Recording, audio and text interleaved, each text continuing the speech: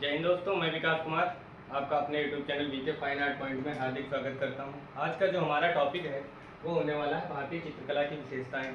भारतीय चित्रकला की क्या विशेषताएं, इन सभी चीज़ों के बारे में जानेंगे। कौन कौन सी विशेषताएं हैं, वह अपनी विशेषताओं में क्या है ना खूबियाँ रखती है।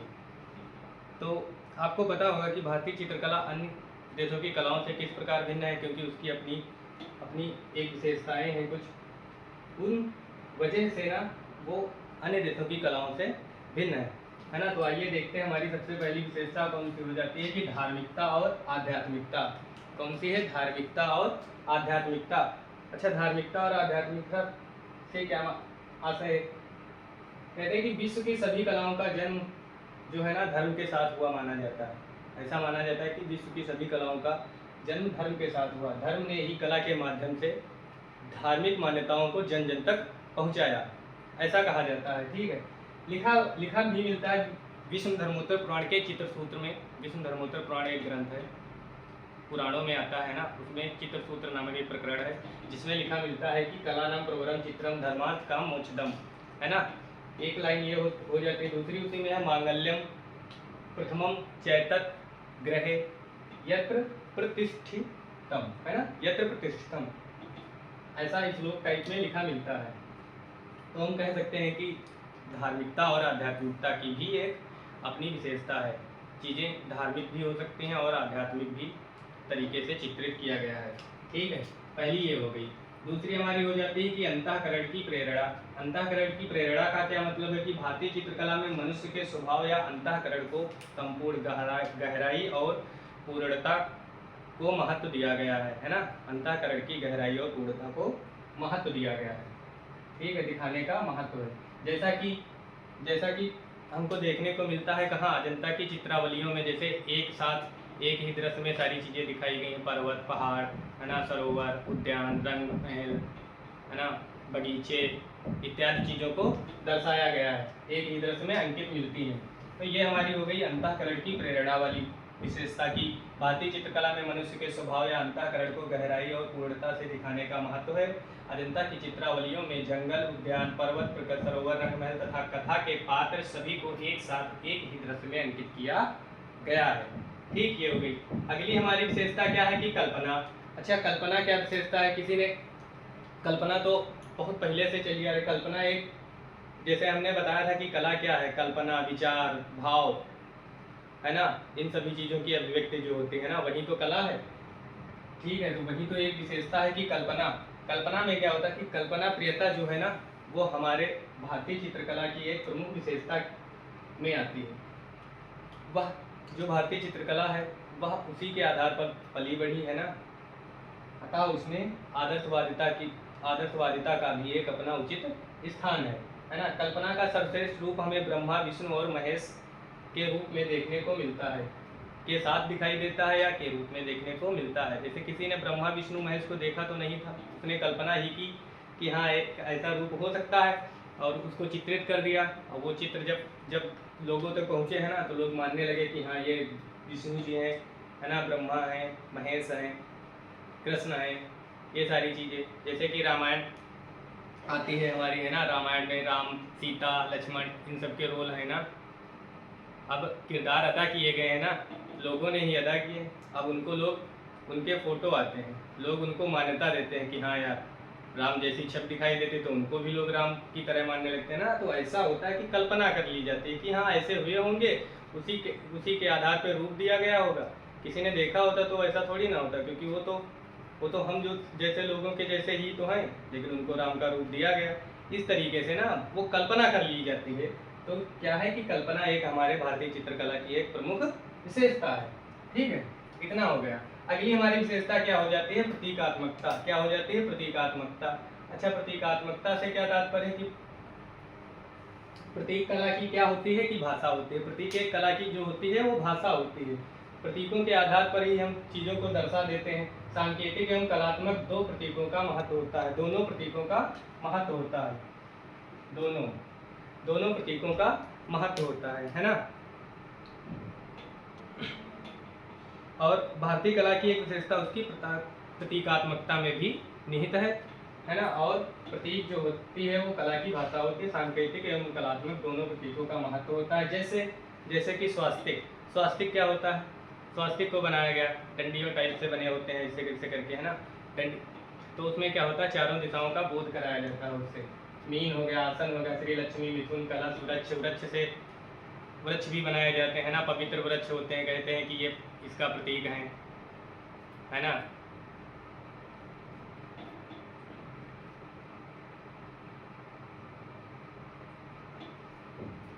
आगे देख लेते हैं कि जैसे शिव का प्रतीक क्या है। जैसे महेश है, इसमें इनका प्रतीक विष्णु का प्रतीक होगा, ब्रह्मा का प्रतीक होगा, है ना। इनके मुख बने होते हैं तीन।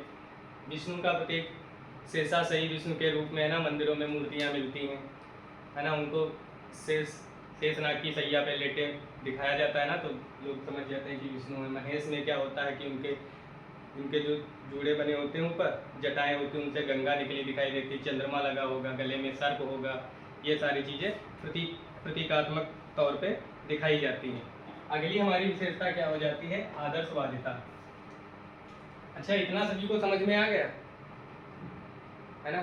समझ में आया होगा, कमेंट में बताइएगा कि समझ में आया कि नहीं आया, है ना। अगर वीडियो अच्छी लगी तो लाइक भी कर देना, अगर, है ना, शेयर करने वाली हो अगर आप लोगों की दृष्टि में, तो शेयर भी कर देना और चैनल को भी सब्सक्राइब कर देना, है ना। रिस्पांस तो मिलना चाहिए कि कैसा आप अनुभव कर रहे हैं हमसे पढ़ के, है ना।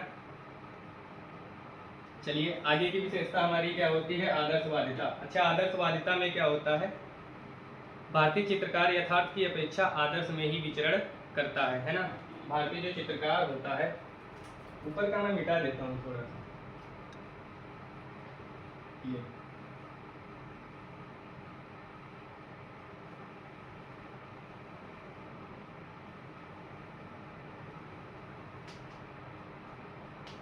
आदर्शवादिता। अब देख लेते हैं आदर्शवादिता क्या होता है। आदर्शवादिता, ये हमारी पांचवी विशेषता है। क्या है? आदर्शवादिता। अच्छा, आदर्शवादिता में क्या होता है? आपको पता होगा कि भारतीय चित्रकार जो है वो आदर्शवादिता में ही विचरण करता है ना। आदर्श में अपेक्षा, काहे की अपेक्षा, यथार्थ की अपेक्षा आदर्श में विचरण करना ज़्यादा पसंद करता है ना। क्योंकि वह जैसा संसार में दिखता है, जैसा जैसा संसार में जैसा देखता है वैसा चित्रण ना करके कैसा चित्रण करता है? जैसा कि होना चाहिए। वह संसार में जैसा दिखता है वैसा नहीं चित्रण करता है, वह वैसा चित्रण करता है कि जैसा वह होना चाहिए। कैसा? इसकी विशेषता प्रमुख, इसकी क्या विशेषता है, लिख देता हूँ थोड़ा सा। क्या होता है कि भारतीय चित्रकार यथार्थ की अपेक्षा, भारतीय चित्रकार यथार्थ की अपेक्षा आदर्श, यथार्थ की अपेक्षा क्या होता है? आदर्श में ही विचरण करता है। यथार्थ की अपेक्षा आदर्श में ही विचरण करता है। वह संसार में जैसा देखता है वैसा चित्रण ना करके वैसा चित्रण करता है, वैसा चित्रण करता है जैसा कि वह होना चाहिए, है ना। अभी बताया कि जैसा कि वह होना चाहिए, वैसा जैसा देखता वैसा चित्रण ना करके जैसा होना चाहिए वैसा करता है। जैसे कि एक राजा को, उसके अंदर कितनी भी बुराइयां हो, कुछ भी हो, जैसा वह दिखता वैसा चित्रण नहीं करेगा। कैसा करेगा? उसके राजा के आदर्श रूप को, राजा को उसके आदर्श रूप में ही चित्रण करेगा, है ना। जैसे गौतम बुद्ध को ज्ञान ज्ञान के रूप में चित्रित करता है ना। गौतम बुद्ध को कहा है कि ज्ञान के रूप में चित्रित करता है, जैसा होना चाहिए, जैसा दिखता है वैसा ना करके जैसा होना चाहिए वास्तव में वैसा चित्रित करता है। वो कैसा चित्रित करता है? एक आदर्श रूप में ही चित्रित करेगा, एक आदर्श रूप में ही चित्रित करेगा, ताकि समाज को एक अच्छी, है ना, समाज को अच्छी चीज़ें पता चले। क्योंकि राजा होगा अगर तो अच्छा ही होगा, जनता के सुख दुख को समझे। अब ऐसा थोड़ी ना है कि अगर वो दुर्व्यवहार भी कर रहा है फिर भी उसके आदर्श को चित्रकार जब चित्रित करेगा तो उसके आदर्श रूप को ही चित्रित करेगा। वही विशेषता है कि आदर्शवादिता। इतना हो गया। अगली हमारी विशेषता है रेखा एवं रंग। अगली देख लेते हैं, रेखा एवं रंग। रेखा एवं रंग में क्या होता है देख लेते हैं। रेखा एवं रंग भारतीय चित्रकला, भारतीय चित्रकला रेखा प्रधान है। भारतीय चित्रकला क्या है? रेखा प्रधान है। भारतीय चित्रकला क्या है हमारी? रेखा प्रधान है। क्यों है रेखा प्रधान? उसमें गति है। रेखाओं द्वारा बाह्य सौंदर्य के साथ साथ गंभीर भाव भी, क्योंकि रेखा प्रधान है, इसमें गति है। इसके द्वारा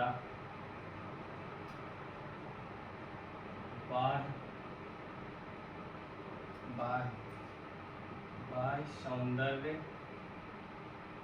इसके द्वारा बाह्य सौंदर्य एवं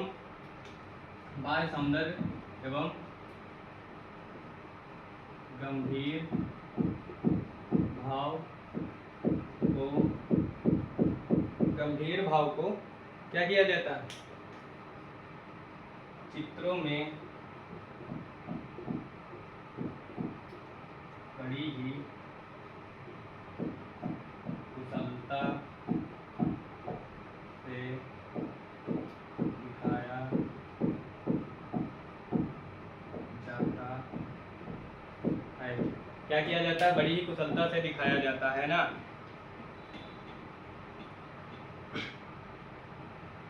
रेखा द्वारा और क्या किया जाता है? रेखा के द्वारा गोलाई दिखाई जाती है। स्थित जन्य लघुता,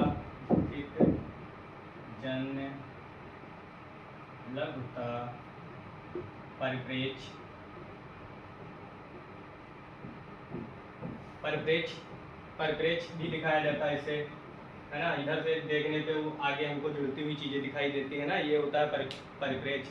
एक जगह पे देखने पे ऐसा लगता है कि आसमान और पृथ्वी एक में जुड़ रहे हैं, लेकिन ऐसा वास्तव में होता नहीं है ना। वो उसका मतलब होता है, वो क्या होता है? एक परिप्रेक्ष्य होता है।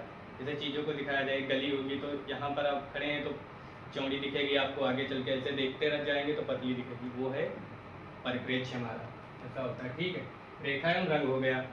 अब हमारी अगली एक और विशेषता रहेगी अलंकारिकता। इसको नोट कर लेना, स्क्रीनशॉट ले लेना, अलंकारिकता। अब अगली हमारी हो गई अलंकारिकता। देख लेते हैं अलंकारिकता।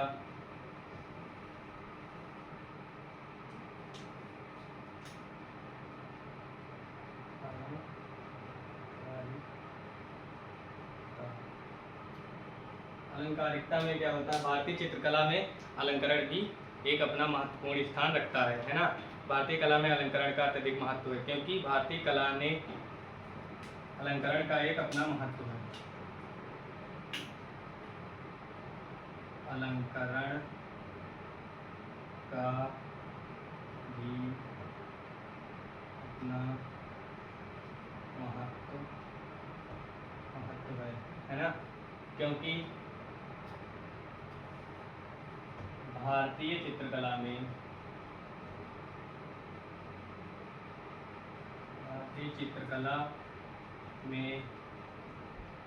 सत्यम शिवम के साथ सुंदर की भी कल्पना की गई है।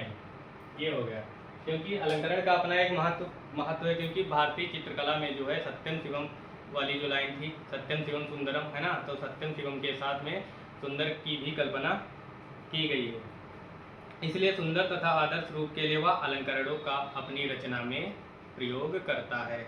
इसलिए सुंदर बनाने के लिए चीज़ों को अपनी रचना में क्या करता है, अलंकरण का भी प्रयोग करता है। उदाहरण के लिए, जैसे उदाहरण के तौर पे हम देख लेते हैं क्या, जैसे चित्रण किया गया, उदाहरण के तौर पे नेत्र कैसे बनाएगा, खंजन के आकार। कमल पत्र, है ना, कमल की पत्ती के समान। जंघाएं कैसी होती हैं, जैसे, है ना, सही जंघाओं में क्या हो जाएगा, कदली केले के कदली वृक्ष के समान जो है ना जंघाएं चित्रित करता है। मुख जैसे चंद्र के समान मुख, चंद्रमा के जैसे, है ना, मुखों का अलंकरण करता है। जैसे आज चीजें ना, इसी प्रकार भारतीय आलेखनों में अलंकरण का उत्कृष्ट, इस प्रकार से भारतीय कला में अलंकरण का उत्कृष्ट रूप हमें दिखाई देता है। ठीक है, इतना हो गया। आगे जैसे बहुत सारी जगहों पे जैसे कोई चित्र बनाना है, जैसे यहाँ पर बीच में चित्र बना दिया, इधर उधर ये बॉर्डर छोड़े गए हैं, इसमें डिजाइन बना दी गई, ये, और इसमें बीच में कोई चित्र बना दिया गया, है ना। अब इधर उधर तो क्या है, ये अलंकरण ही तो है। ये अपनी एक भारतीय चित्रकला की ये भी एक विशेषता है। ये साइड में जो अलंकरण बनते हैं, बीच में चित्र बना दिया गया है ना, ये अलंकरण ही शैलियों में देखने को मिलता है ना। राजपूत मुगल चित्रों के हाशियों में फूल बूटे आदि बनाए गए हैं, ऐसा देखने को हमें मिलता है। अजंता बाग आदि गुफाओं में भी चित्रावलियों में हमको ये सारी चीज़ें अलंकरण वाली दिखाई पड़ती हैं। ठीक है, तो ये हमारी हो गई भारतीय चित्रकला की विशेषताएं। समझ में तो आ गया होगा सभी को कि भारतीय चित्रकला धार्मिक एवं आध्यात्मिक है ना, आदर्शवादिता इसमें निहित है, कल्पना शक्ति भी है ना, रंग रेखा एवं रंग का भी महत्व है, अलंकरण का भी महत्व है ना, और अलंकारिकता या अलंकरण का भी महत्व है, और प्रतीकात्मक भी है, प्रतीकों के आधार पर भी चित्रण किया गया है इसमें। ठीक है, ये सारी हमारी क्या हो गई, भारतीय चित्रकला की प्रमुख विशेषताएं हो गई।